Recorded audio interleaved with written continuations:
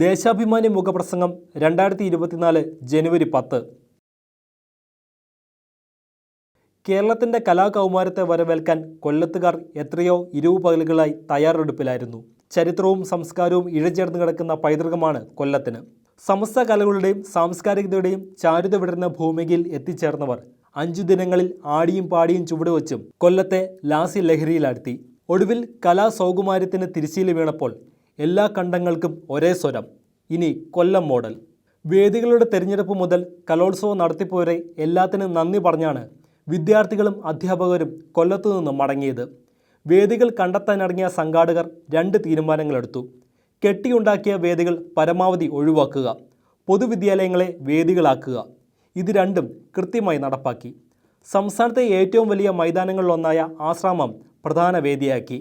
മത്സരാർത്ഥികളെ താമസ സ്ഥലത്തു നിന്ന് ഭക്ഷണപ്പുരയിലേക്കും മത്സരവേദികളിലേക്കുമെല്ലാം എത്തിക്കാൻ 26 കലോത്സവ വണ്ടികൾ 24 മണിക്കൂറും സർവീസ് നടത്തി.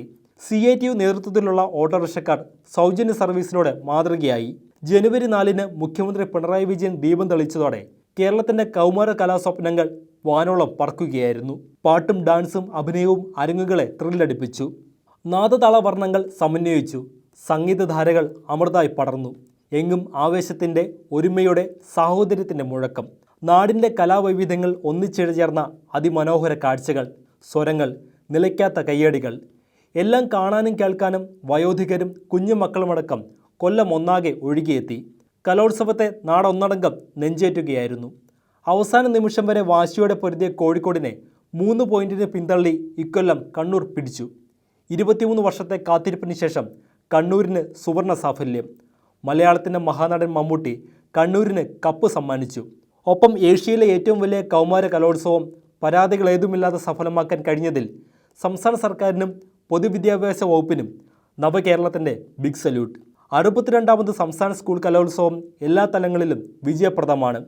ഈ അഭിപ്രായത്തിന് കലോത്സവത്തിൽ പങ്കെടുത്ത 13,000-ലേറെ കുട്ടികളുടെ മാത്രമല്ല, അവർക്കൊപ്പമെത്തിയ ഇരട്ടിയിലേറെ കുടുംബാംഗങ്ങളുടെ, ആയിരക്കണക്കിന് അധ്യാപകരുടെ, നൂറുകണക്കിന് വിധികർത്താക്കളുടെ, എല്ലാത്തിനുമുപരി കലോത്സവ സദസ്സുകളിലേക്ക് ഒഴുകിയെത്തിയ ലക്ഷം ജനസഞ്ചയങ്ങളുടെ കയ്യൊപ്പുണ്ട്.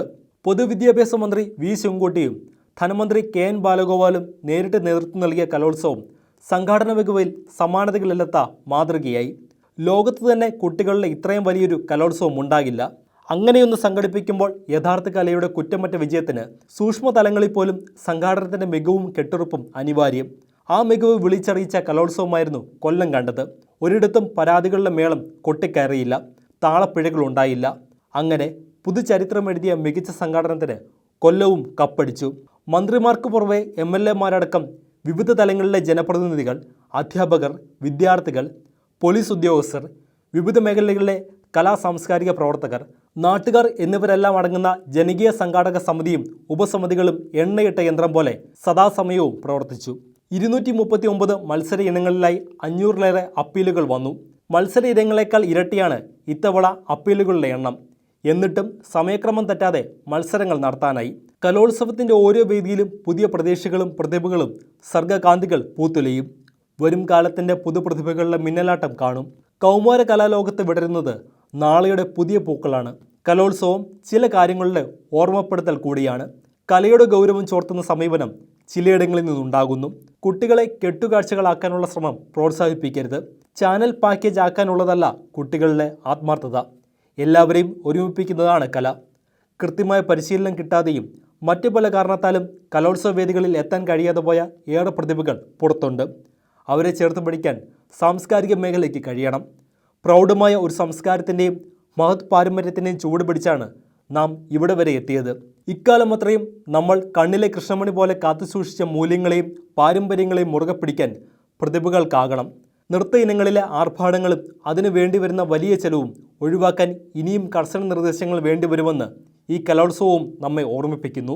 മാനുവൽ പരിഷ്കാരം ഉണ്ടാകുമെന്നുള്ള വിദ്യാഭ്യാസ മന്ത്രിയുടെ പ്രഖ്യാപനം പ്രതീക്ഷ നൽകുന്നു. വീണ്ടും പറയട്ടെ, കൊല്ലത്തെ വേദികളിൽ കലാകുസുമങ്ങൾ നിറഞ്ഞാടുന്നത് കണ്ടാസ്വദിച്ച് നിർവൃതിയോടെ മടങ്ങിയവരുടെ മനസ്സിൽ 5 നാളത്തെ മനോഹര കാഴ്ചകൾ എന്നും നിലനിൽക്കും. കൊല്ലം കണ്ടാൽ ഇല്ലം വേണ്ടെന്നത് പഴഞ്ചൊല്ല് മാത്രമായി ഉൾക്കൊള്ളാൻ അതിഥികൾക്കാവില്ലെന്ന് ഉറപ്പ്.